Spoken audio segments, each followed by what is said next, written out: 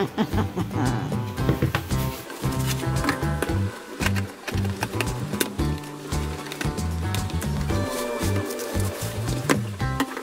như các bạn thấy thì đây là đầu của một con cá sấu mà dùng để trang trí hồ bơi.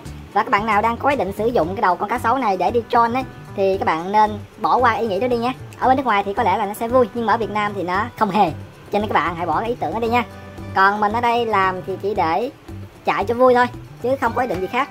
Rồi, cái thứ hai là mình ở đây chuẩn bị là một chiếc cano này. Con cano này mở hộp cũng khá là lâu rồi. Con này là Uzi RC. Và mình sẽ sử dụng gắn con cano này vào cái đầu con cá sấu để có thể bơi lội ở dưới nước, nhìn cho nó đã con mắt tí thôi, chứ mình không có ý định đi trôn người khác nha. Còn anh em nào đang có ý định đi trôn người khác bằng những cái mô hình như này á, thì mình nghĩ các bạn nên bỏ đi nha, bỏ ý định nó đi. Rồi, giờ mình sẽ làm nha. Thì đầu tiên thì giờ mình sẽ khoét một cái lỗ, khoét đục nguyên cái lỗ của cái đầu con cá sấu mô hình này ra, và chúng ta sẽ nhét cái chiếc cano này vào.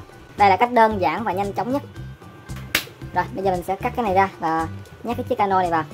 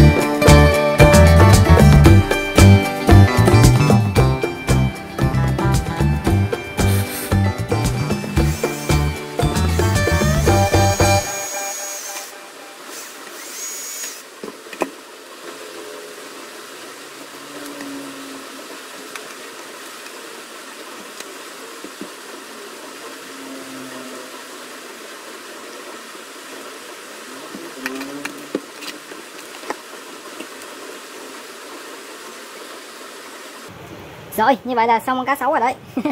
Con này cực kỳ đơn giản luôn. Khoét bụng, cái này mình khoét hơi lố này. Lúc nãy là mình cứ suy nghĩ tới cái này mình khoét qua lố quá, cho nên cái này nó hơi xấu. Bên đây thì cũng tạm được.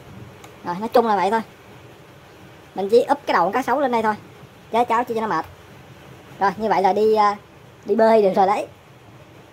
Rồi, nhắc lại nha, các bạn nào đang muốn sử dụng con cá sấu này để trôn á, thì ở nước ngoài thì vui, nhưng mà ở Việt Nam thì không hề nha.